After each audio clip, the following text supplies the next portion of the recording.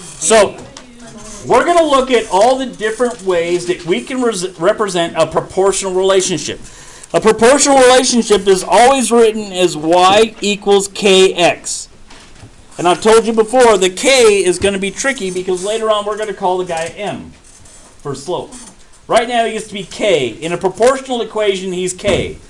In a non-proportional equation, he becomes m.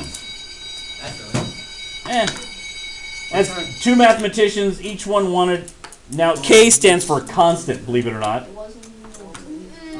Well, c was already used by Pythagoras, so they had to go with something that was close. Variable. Many variables already have uses.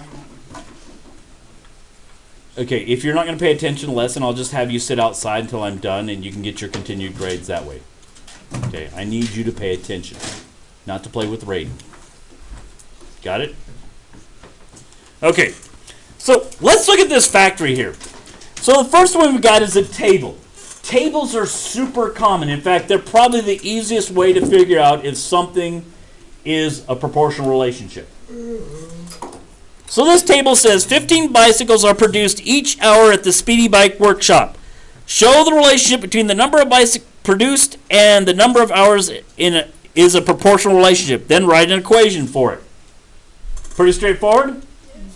So, remember when you do per hour, your x and your y, time is almost always an x factor. Does that make sense? And I want you to think what this release says. It said up here 15 bicycles produced each hour, which is 15 bicycles, 15 bikes per 1 hour. Does that make sense?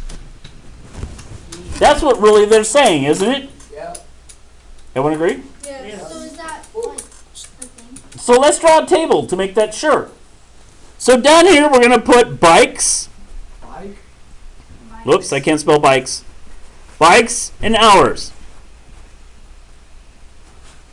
Now, my table's a little upside down. Remember I said hours? What? And how do we write a proportional relationship? When we're writing k, k equals y over x.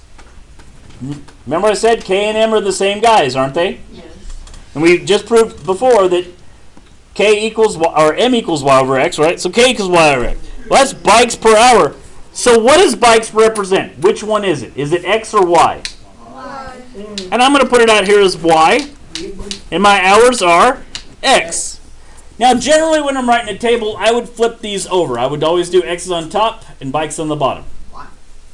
Because it makes me happier. It's all about my happiness. So bikes, in the first hour, how many bikes were produced? 15.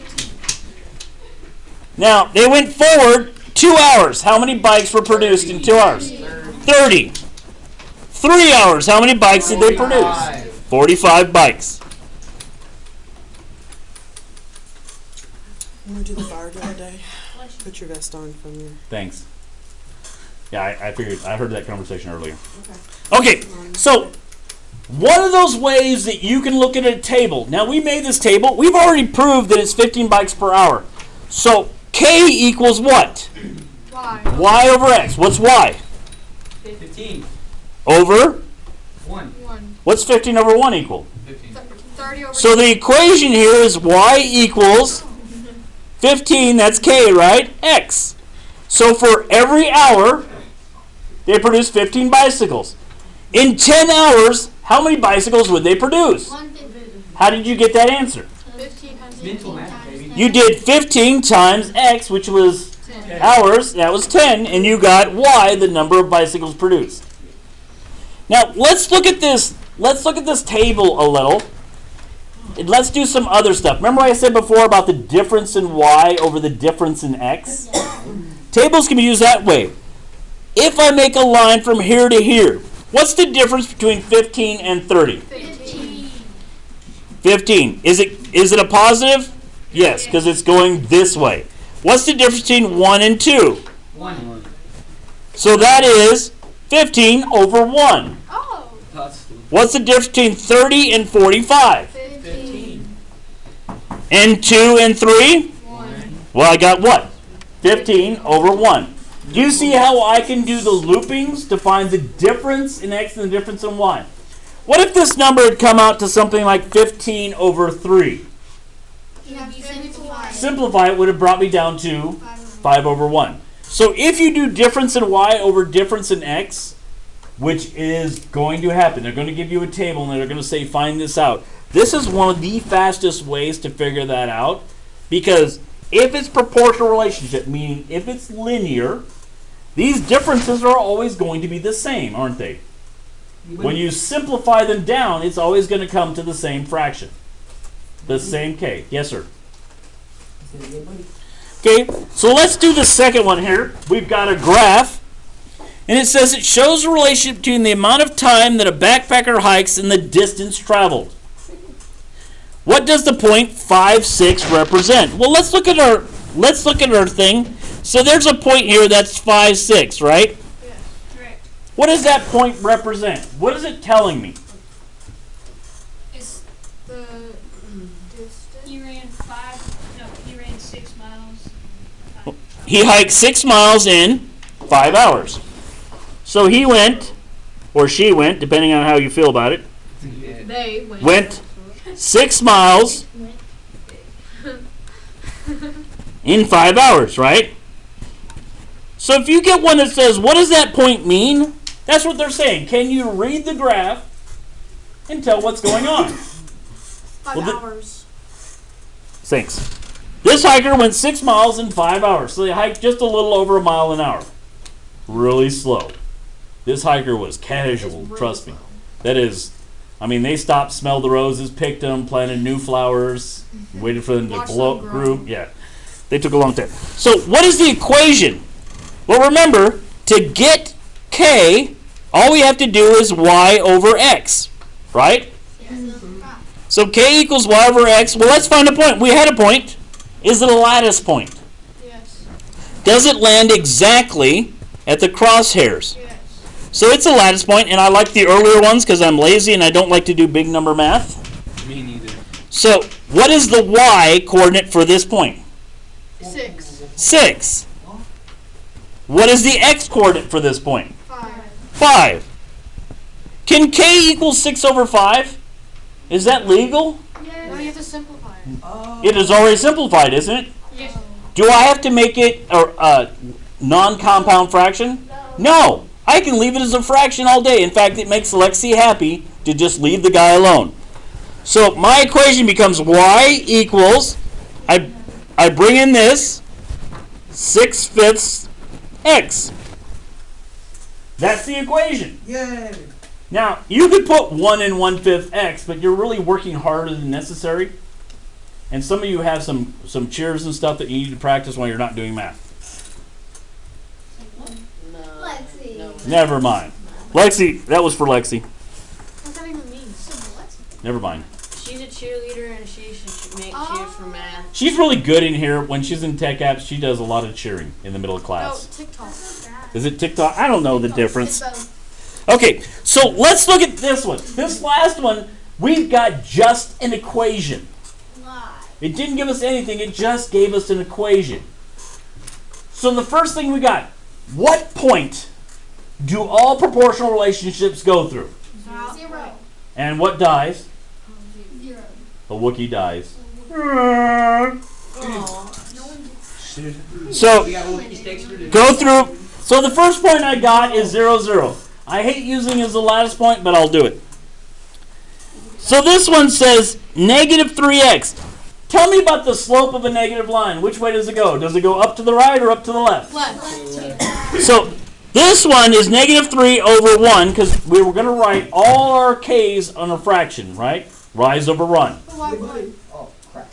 If I want to take the number negative 3 and make it a fraction, how do I do that? Oh, negative 3 over 1. I put it over 1. So if you've got a whole number or an integer or anything else, put it over 1. It's now a fraction, isn't it? Yeah. Whoop, whoop, I'm a magician. No. I just turned negative 3 into a fraction. I feel so good about myself. Watch me pull a rabbit out of my hat. Okay, I don't think You won't? do that. I won't. So now, what's the rise here? It's going 3, right? Now, if you see a negative number, go down. So 1, 2, 3. Now these aren't points. I just made little dots. They're not points. Don't make them hardened points. Okay. Do not make them points. And I go over how many? 1. I go over 1. Now that's a point. Then I'm going to take my straight edge, which I don't have on me. I have rulers in the closet. As we get going on this, you guys all got planners, and the planners all had a ruler in them. And we have. I lost mine. I don't want to hear that. But I So you all have a ruler or a straight edge of some sort. Those free things they give away at stupid rodeos and stuff that are 6 inches long are awesome. Rodeos. Are you okay? No.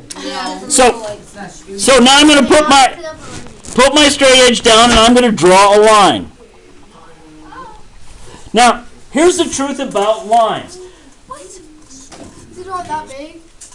Well, I'm gonna tell you what we're gonna do. Here's my question: y equals negative 3x. When does that line end? Never. Never. Gosh dang it. Dang it, I messed up. It's the never-ending story. So, very good. There are arrows on both sides because the line goes forever, ever, ever, It's ever. like in. Just like the stupid rodeos do. Just like those rodeos do. Up. So, I meant Hey, stupid there's- stuff at the there's no rodeo, but it offense came out to wrong. rodeos. wow. This is hurting my Up. feelings. I love rodeos. I do too. I meant stupid stuff at the rodeos, but it just came out wrong. Like All the that guy- free crap they give you in the bag you walk around. Right inside. Okay, so when you guys hit algebra, they're going to actually limit the length of these lines, so they'll become segments as opposed to a line. A line goes on forever. It has arrows on both ends. So these equations we have where y equals negative 3x, that line goes on forever. And the way we indicate that is drawing the line significantly Long.